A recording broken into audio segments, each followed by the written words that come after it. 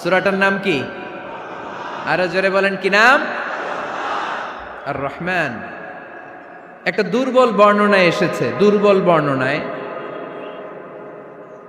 যে আল্লাহ তাআলা, স্বয়ং আল্লাহ তাআলা জান্নাতে জান্নাতীদেরকে এই সূরা আর রহমানটা নিজ কণ্ঠে তেলাওয়াত করে শোনাবেন। আমরা আল্লাহর কণ্ঠের তেলাওয়াত শুনতে চাই কি চাই না? আল্লাহর তেলাওয়াত কি আমাদের মতো তেলাওয়াত? আল্লাহ দেখতে কি আমাদের মতো? লাইসা কামিসলিহি শাই, তার মতো কেউ নাই। তার মতো কেউ আছে? তার মতো কেউ নাই। তিনি তার মতো। তিনি কার মতো? তিনি তার মতো। লাইসা কামিসলিহি শাই। জান্নাতীরা যখন জান্নাতে ঢুকবে, আল্লাহ তাআলা প্রশ্ন করবেন, ও জান্নাতীরা, এই কোরআনে যত নাজ নেয়ামতের বর্ণনা দিয়েছিলাম তার সবগুলো কি তোমরা পাই টু পাই বুঝে পেয়েছো? জান্নাতীরা বলবে পেয়েছি। হঠাৎ এক জান্নাতি হাত তুলে বলবে, আল্লাহ একটা জিনিস তো পাই নাই। সবাই বলে পাইছি, তুমি পাও নাই। কি পাও নাই? কয় আমনেরই তো পাই নাই। সুবহানাল্লাহ পড়বেন না? আপনাকেই তো পাই নাই। সব দেখলাম, সব খাইলাম, সব দেখলাম, কিন্তু আপনারা তো দেখলাম না। আল্লাহ তাআলা তখন বিশাল জান্নাতের এক কনফারেন্স রুমে সবাইকে বসিয়ে আল্লাহর দিদার মানুষকে দেখাবেন। আল্লাহ তাআলা তার গোপন সৌন্দর্যকে সেদিন জান্নাতীদের সামনে প্রকাশ করে দিবেন। আল্লাহর হাবিব বসবেন ওই কনফারেন্স রুমে সবার সামনে। আল্লাহর হাবিবের পেছনে বসবে অন্যান্য নবীরা, তারপরে সোহাদা, সালেহীন, আউলিয়া সবাই বসবে। ওই জান্নাতের কনফারেন্স রুমে আমরাও যেন বসার জায়গায় পাই। আল্লাহ তুমি তৌফিক দিয়ে দিও। আল্লাহ তাআলা অনেকগুলো নূরের পর্দার পেছন থেকে নূরের ঝলকানি মারবেন। ওই ঝলকানি এক মুহূর্তের জন্য দিবেন। এক মুহূর্ত। কয় মুহূর্ত? 70,000 নূরের পর্দার কথা বলা হয়। এই বর্ণনাটাও দুর্বল। পর্দা আছে কিন্তু কয় হাজার জানে কে? আল্লাহ। ওই পর্দা সরিয়ে আল্লাহ তাআলা সৌন্দর্যের বা নূরের ঝলকানির এক আলোকচ্ছটা জান্নাতীদের সামনে তুলে ধরবেন এক মুহূর্তের জন্য। কয় মুহূর্ত? আলোকচ্ছটা দিয়েই আবার নাই, আবার সরায় ফেলবেন। ওই এক মুহূর্ত দেখে জান্নাতীরা পাগল হয়ে যাবে, অপলক নেত্রে তাকিয়ে থাকবে। এইভাবে চোখের পলক ফেলবে না, চোখ মেলে তাকিয়ে আছে। কিন্তু সামনে কিন্তু আল্লাহর নূর আর নাই, কারণ ওইটা আসছিল কয় মুহূর্তের জন্য? এক মুহূর্ত পরে নাই। কিন্তু কি যে দেখলাম, কত সুন্দর! কোটি কোটি বছর এরকম অপলক নেত্রে জান্নাতীরা তাকিয়ে থাকবে। ইন্নাল্লাহা জামিলুন ইউহিব্বুল জামাল। আল্লাহ নিজে সুন্দর, সৌন্দর্যকে পছন্দ করেন। আল্লাহর চাইতে সুন্দর কিছু হতে পারে? চিল্লায় বলেন, পারে?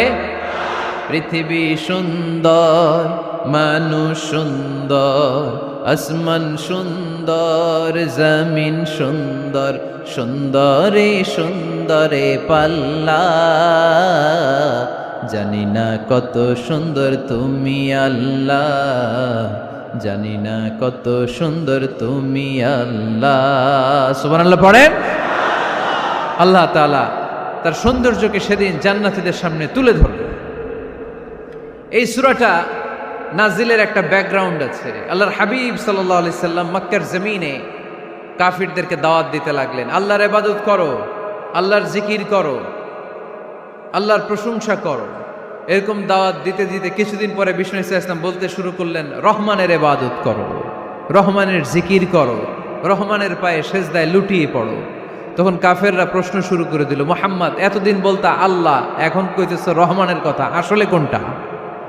আল্লাহরে তো আমরা চিনি, রহমানরে তো আমরা চিনি না।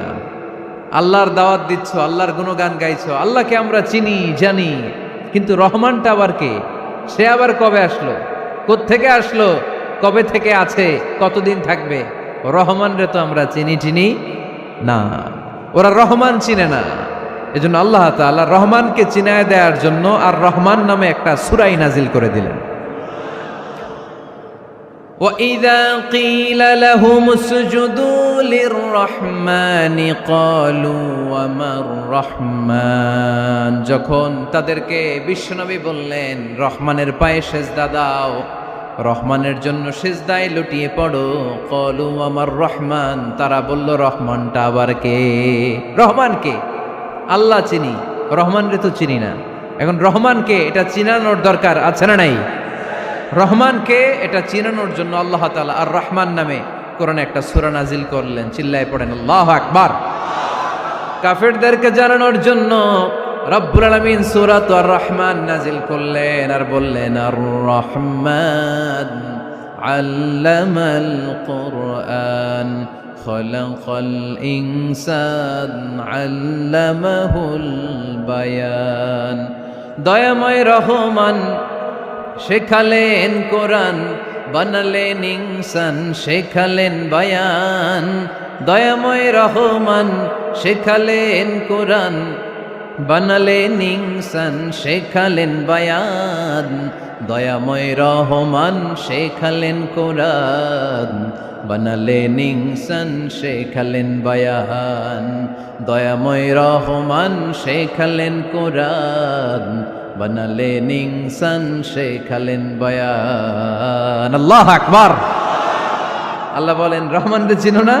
আর রহমান আল্লামাল কোরআন খলাকাল ইনসান আল্লামাহুল বায়ান। আমি হলাম রহমান, আমি দয়াময়, আমি মেহেরবান। আমার দয়ার কোনো শেষ নাই, আমার মায়ার কোনো শেষ নাই। আমার দয়া ভালোবাসা ছাড়া এই পৃথিবীতে কোনো কিছু হওয়া সম্ভব।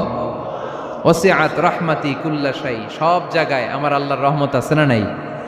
আল্লাহর রহমত ছাড়া এক ফোঁটা বৃষ্টি আকাশ থেকে জমিনে ঝরে? আল্লাহর রহমত ছাড়া একটা গাছের পাতা মাটিতে পড়ে? আল্লাহর রহমত ছাড়া একটা শ্বাস আমরা ভেতরে ঢুকাতে পারি? আল্লাহর রহমত ছাড়া পৃথিবীতে কিচ্ছু সম্ভব না। চিল্লায় বলেন ঠিক কি না? আমার আল্লাহর দয়া ভালোবাসা যে কত বেশি আমরা জানি না, আমরা জানি না। আরশের বুকে আল্লাহ বিশাল সাইনবোর্ডে লিখে রেখেছেন সাবাকাত রাহমাতি গাদাবি, সাবাকাত রাহমাতি গাদাবি। এর মানে হচ্ছে আমার রাগের উপরে আমার দয়া বিজয় লাভ করেছে। সাবাকাত রাহমাতি গাদাবি। আমার রাগও আছে, আল্লাহর রাগ আছে না? আমার দয়াও আছে, আল্লাহর দয়া আছে না? আল্লাহ বললেন আমার রাগও আছে, আবার আমার দয়াও আছে। তবে জেনে রেখো আমার রাগের চেয়ে দয়া বেশি।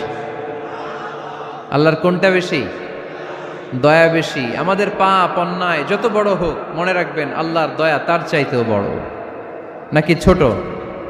আপনি যত বড় পাপ করেন না কেন, আমাদের জন্য আল্লাহর পক্ষ থেকে দয়া আছে না নাই? বনি ইসরাইলের এক লোক সিরিয়াল কিলার ছিল, খালি মার্ডার করতো, সিরিয়াল মার্ডার। একটা, দুইটা, তিনটা, 10টা, 5টা করতে করতে করতে করতে 99টা মার্ডার করেছে। কয়টা? এলাকায় আছে নাকি এরকম কেউ?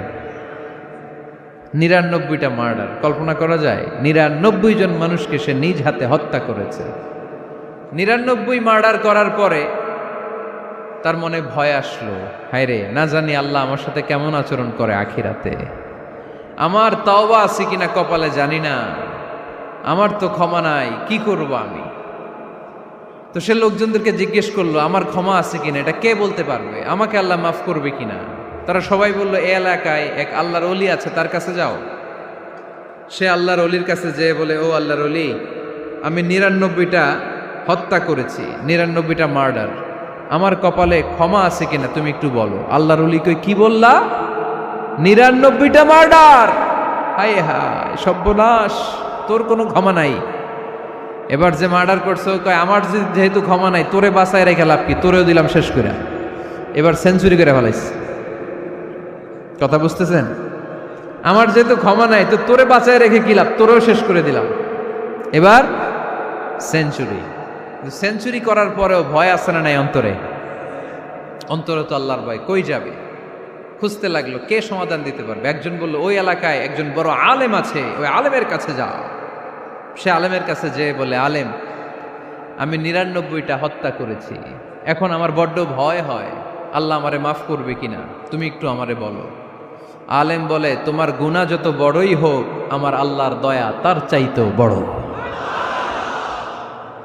তুমি কি পাপ করেছো, কি অন্যায় করেছো তুমি? তুমি জানো না আমার রব কত মেহেরবান, তিনি কত দয়ালু, তিনি ভালোবাসার আধার, তিনি করুণার আধার।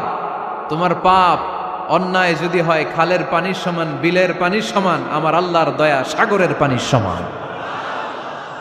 তোমার পাপ আর অন্যায় যদি হয় পাহাড়ের সমান, আমার আল্লাহর ভালোবাসার দয়া হচ্ছে আকাশের সমান।